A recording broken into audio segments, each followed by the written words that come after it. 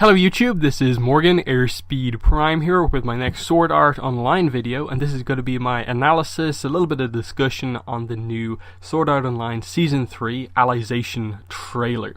So yeah, it was a pretty cool trailer. It was our first time, I suppose, getting a proper look at like the animation, a sense of what it's actually going to be about. For any of you who are completely new to Alicization, in this video, while I have read some of the Alicization light novels, I'll do my best in this video to basically give you a little bit of extra context that is not quite presented in the trailer, because there's a lot of jargon about stuff presented here, a lot of words that you maybe don't know what they mean, characters who you just have no idea who they are. I won't really go into any depth on what the story is necessarily about, overly explaining anything here, just giving that little bit of extra context and kind of noting some things.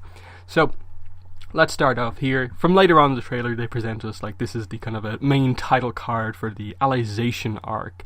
And just that name in itself is kind of a bit weird, and like, what's going on here? Like, what does that word even mean? How do you even say it? I'm not even sure if I'm pronouncing it correctly, because obviously when the narrator says it, it's very like Japanese pronunciation. I don't think we're meant to pronounce it like that. He's like Alicization, whereas obviously we meet a character later on in the trailer called Alice, and then we have the basically first four letters of her name here, so it's meant to be like Alicization, so it's Alicization, I think, is at least what I say, Alicization, something like that.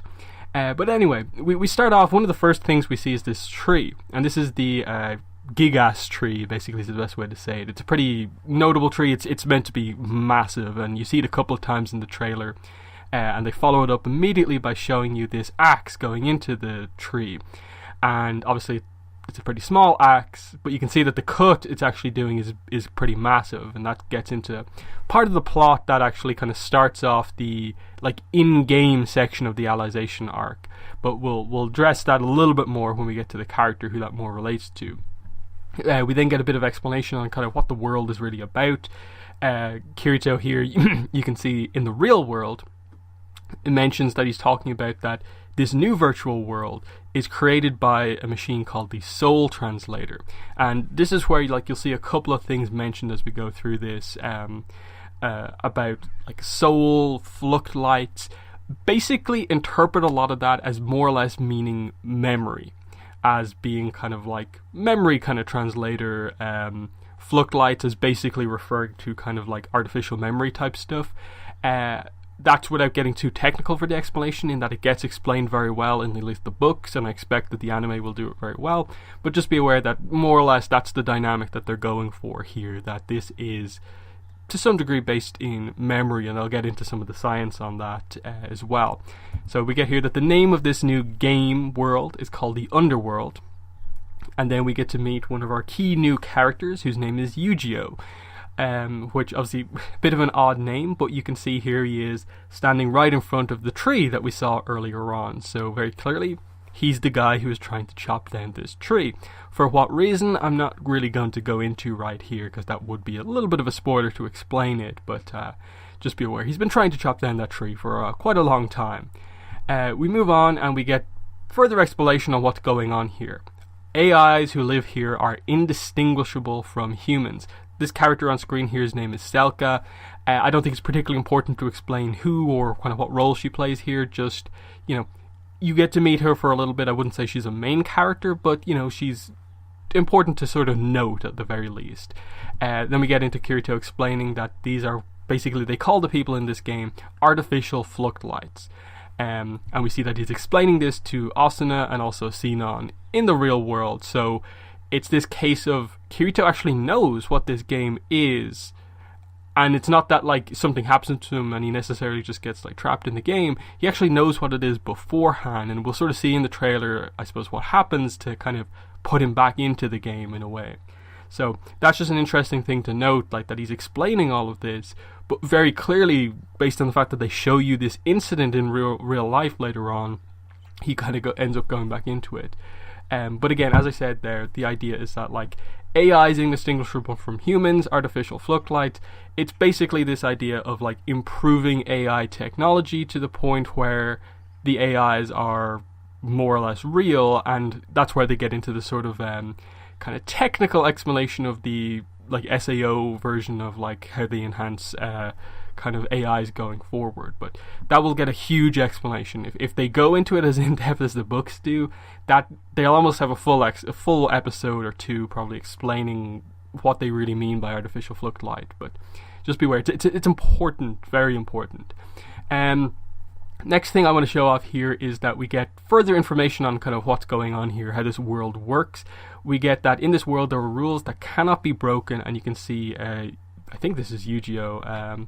I didn't have to take a screenshot of the full picture, but either way, I think it's Yu-Gi-Oh! Here, and you can see in his eye, so like the way it's facing is that like he directly is seeing this, because obviously the way his eye works. It says system alert and it has a code there. And this is obviously the idea that when they say cannot be broken, it's like, it's not just that they're not meant to be broken, but that they're actually like physical barriers within the game that like mean that they can't break the rules. And this is weird because they sort of contradict it almost immediately by the introduction of Alice here, who's taken away by this dragon, and I suppose the knight on that dragon, and we get to see, they mentioned the taboo index, which is basically what the list of rules that they just mentioned actually is. And then they mention here as well, when we get the full close-up on Alice, an AI who's deviated from the system. So, you know, an AI who broke the rules, basically. She's getting taken away because she broke one of these taboo index rules. So this is sort of like the plot here. And you see just after this shot, like kind of Kirito going like who is this girl? Like, who is Alice? What is she? In that obviously it seems like this person is important to him, but he kind of doesn't really remember as such. And that's a very interesting kind of mysterious part of the early aspect of this arc. But just be aware that in a way the plot relates so heavily to the fact that Alice is taken away here, the need to get her back. We get to see further on, like, here's the dragon, so there's obviously a knight on top of the dragon. How do I get out of this world? Here's another picture of the knight here with a bow. And then we get into the stuff towards the end, which is, I suppose, the most shocking in a way stuff. Kirito, in real life again, wearing the same clothes that he was wearing from the explanation earlier on. Asuna is as well. Kirito gets stabbed or injected by this needle here, and appears to like immediately kind of go unconscious and collapse. Asuna is incredibly concerned about this, and the big thing to really, I think, consider in all of this is, where have we seen a kind of needle kind of injection kind of used as a weapon in, you know, real life in an SAO incident? Of course, the death gun incident. So you can sort of see how things are potentially beginning to relate together. Again, I won't spoil anything here, but just putting that in your mind that that is information that we have from before, the idea of an injection being used as a key part of a major plot point. And then they ended on this kind of mysterious note, which I suppose is meant to help the audience link together this game aspect and this real world aspect, where they say this: I've been waiting for the past 6 years in this forest, and then they cut to the obviously Kirito on the ground in the real world, for you to come to us. So they're very much suggesting that Kirito ends up coming back after 6 years apparently because of this incident in real life. So somehow Kirito gets put in the game because of this injury that he gets, and gets back into the game, where it seems like he's continuing on from potentially like 6 years later on, and there's a bit of a mystery about like why he's not really aware, but there is a sense of like he's been here before, but like no one really knows about it. So it's very, very interesting, because like 6 years, like that puts this as like pre like the SAO incident and stuff like that. This would have been stuff that would have, for Kirito, had to have happened before anything that we've basically seen in the show. And given the way they've explained like the advancement of technology, like, is that even possible that an even more advanced game existed beforehand? And obviously it gets explained. I won't say what it is here, but it's fascinating. It creates a huge mystery around the plot point very early on about what is going on here. But there's just so much going on here. As I said, there's a lot of jargon in this trailer. That's kind of what I mainly wanted to kind of get into here, about explaining this stuff. But you can sort of see immediately the ideas that they're going for here, that this is a very different game than everything else, in that every game that we've been in has always been about the game made real, because if they die in the game, they die in real life. And there hasn't been a massive focus on like NPCs basically in games. Whereas this game seems like entirely focused on that, in that Kirito is in there, but then every other character they're literally saying is an AI. So every character is a really high-end NPC. So it means that it's not going to be most of our main cast, it's going to be a lot of new characters. But it also means that they're going to heavily explore this idea of, when AIs get so advanced, is their kind of life, their being, worth just as much as an actual human's? And they're going to explore these sort of concepts about, like, you know, making AIs just as good as humans, and how do you actually go about doing that? What the science that they've discovered in SAO about, like, what makes people individual, and so on, is going to get explained in all of this. Why the game actually exists and so on, why Kirito's part of it, that is all the sort of stuff that does get explained. And you know, the control of these AIs by these taboo index rules and stuff like that. It's a really interesting arc, and I suppose I'll just wrap up this video by talking about, I suppose one of the big things to speculate on is that we're getting a full season. I don't know if they've confirmed how many episodes it is, but I'm assuming we're probably getting at least either 13 episodes or 26 episodes. And this arc is definitely the biggest one that we've had so far, in that it runs in the light novels from, I think, volume 9 to volume 18, and then I think volume 19 and 20 are like a side story that's still related to that arc. So if we just take it from 9 to 18, that's what, like 10 volumes, like 9-10 volumes. That's a lot of content. That's basically like more than everything else that came before. So how are they going to cover all of that?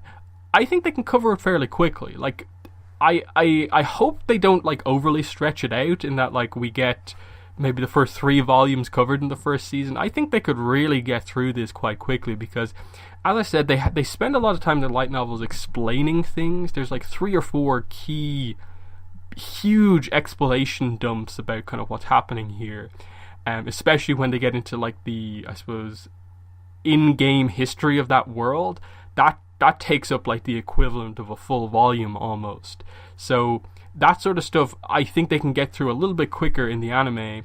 And then even the plot stuff, once they get into like the journey of like what's actually happening here, I feel a lot of that stuff can be, again, got through relatively quickly, because it's very fast paced in the light novels as well. So I think they could end up covering in the first season at least, 5, maybe 6 volumes of this, if they really needed to. But again, not knowing the number of episodes right now, I'm not entirely sure on that. But I think we know from other visuals that we have that they're at least covering, I think, up to 3 or 4 volumes, and then potentially more if they don't want to spoil potentially later volumes, which I completely get, because just showing certain visuals from the later volumes would spoil stuff. Yeah, that's my thoughts. Obviously, it's coming in October, so we're still a couple of months away, but we're getting closer, and given the amount of time there's been since the last season of SAO, this is a pretty exciting time, and hopefully, as we get more trailers, I'll do other videos on that. And just be aware that when the show does come out, I will be doing episode reviews for it as well. And yeah, I'll just end by saying, check out the other SAO content on my channel. I reviewed the Alternative Gun Gale Online anime, just finished that obviously last week. I have reviews for basically all of the SAO light novels, at least the Alicization ones, and the progressive stuff as well on my channel. There's a playlist, I'll link that in the description if you want to check out some of those videos. If you want to know basically what actually happens in the Alicization arc, those videos where I cover the Alicization volumes are pretty in-depth, so if you actually want to be spoiled on a lot of what happens early on, watch those videos and you'll be even more informed. But yeah, that's been the video. Thanks for watching, and bye.